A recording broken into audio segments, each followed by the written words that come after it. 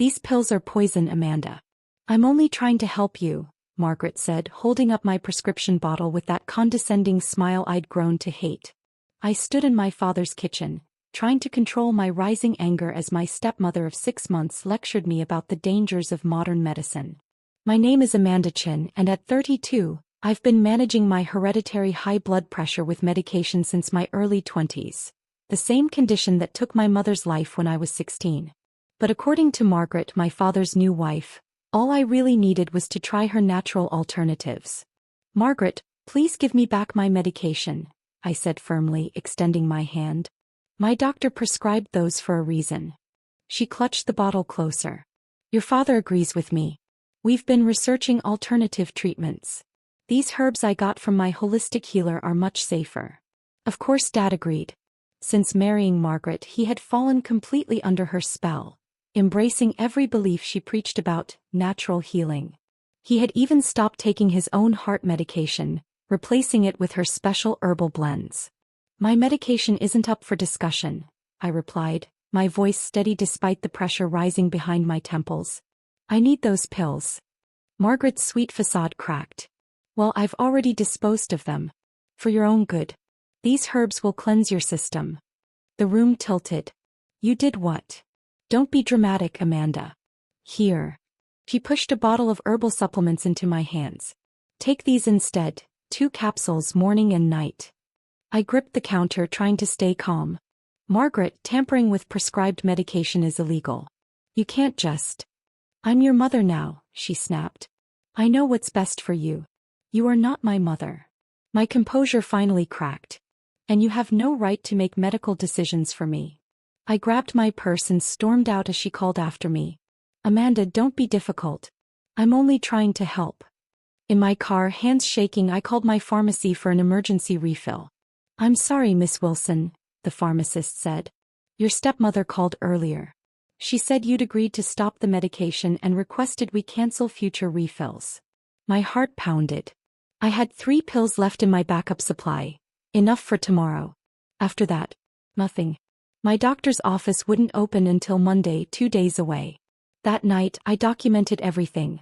Margaret's exact words, photos of the supplements she forced on me, and sent them to my best friend, Kate, a nurse. Kate texted back. This is serious, Amanda. He's putting your life at risk. You need to report her. But it wasn't that simple. My father was happier than he'd been since Mom died. Could I really destroy his marriage over this? I decided to try one more rational conversation. The next morning I went back to their house. Margaret was in her healing room, arranging crystals. The air was thick with incense. Oh, good you're here, she said cheerfully. I've been cleansing these crystals for your aura. Margaret, we need to talk about my medication. Her smile faded. That subject is closed, Amanda. Trust nature's healing powers. As we argued, dizziness washed over me. My vision blurred. I'd taken my last pill that morning. My blood pressure was already reacting. This could kill me, I warned. Don't be melodramatic, she scoffed. Big Pharma brainwashed you. Now come see these healing crystals. I left defeated, head pounding. On the drive to work, I called my doctor's emergency line and left a detailed message. I just had to survive the weekend. I was wrong. By Monday morning, I felt like I was moving through water. 3 days without medication. My body was spiraling. At work, my supervisor Sarah frowned. Amanda, you don't look well. I'm fine, I lied even as the room tilted. By lunchtime, I could barely read my computer screen. My smartwatch kept flashing warnings about my heart rate. Then Margaret showed up. I brought you a special tea blend, she announced, placing a thermos on my desk. It will balance your energies. Your father and I are worried about your resistance to natural healing. I stared at her through blurred vision. Margaret, please. I can barely function. Just give me back my medication. She clicked her tongue. These are detox symptoms. Your body is cleansing itself. Here, more supplements.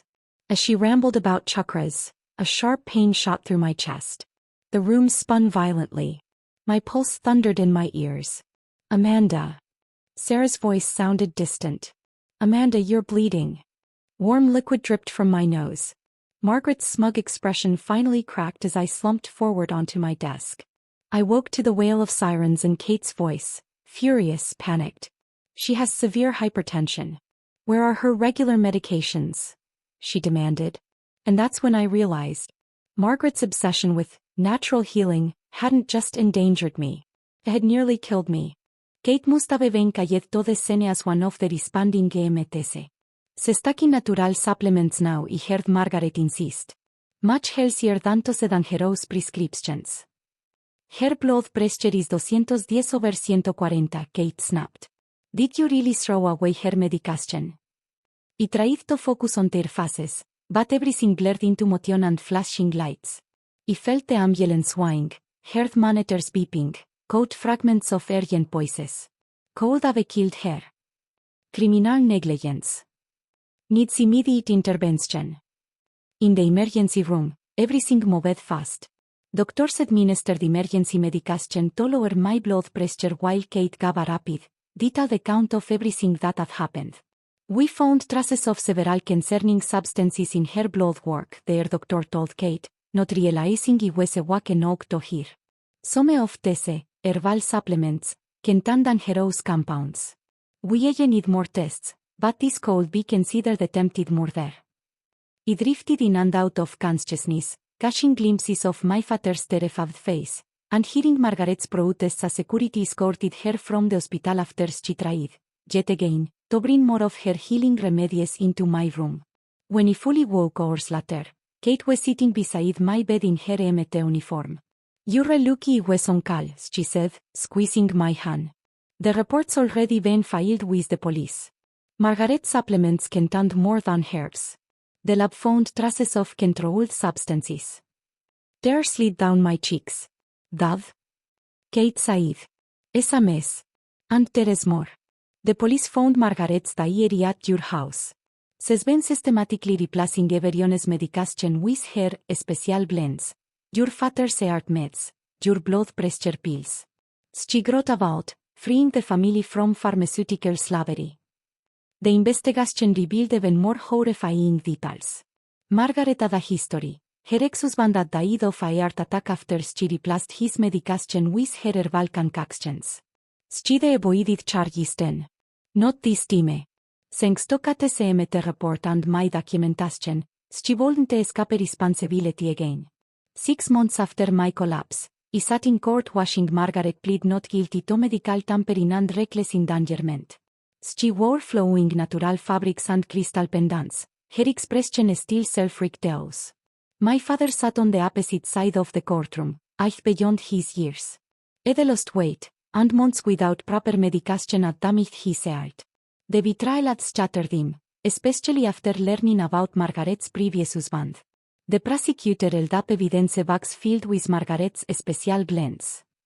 The defendant systematically replaced vital medications with dangerous, unauthorized substances, stated. Her actions nearly cost her stepdaughter's life and severely jeopardized her husband's health. Margaret's attorney tried to paint her as a misunderstood holistic healer with good intentions. But the evidence was overwhelming. My documentation, Kate's report, Margaret's diary, and the toxicology findings. The severance used harmless herbs, the toxicologist testified. We found dangerous combinations of unregulated compounds known to cause severe cardiovascular reactions. When he took the stand, he described the terrifying days without medication, how Margaret pretended to care while systematically undermining my health. She told me it was for my own good, he said, keeping my voice steady.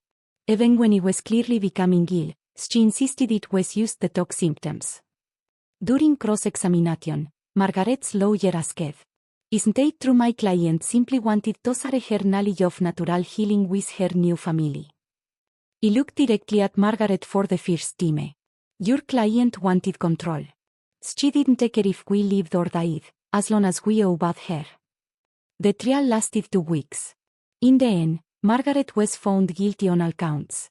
When the judge announced her sentence, 8 years in prison, her composure finally broke.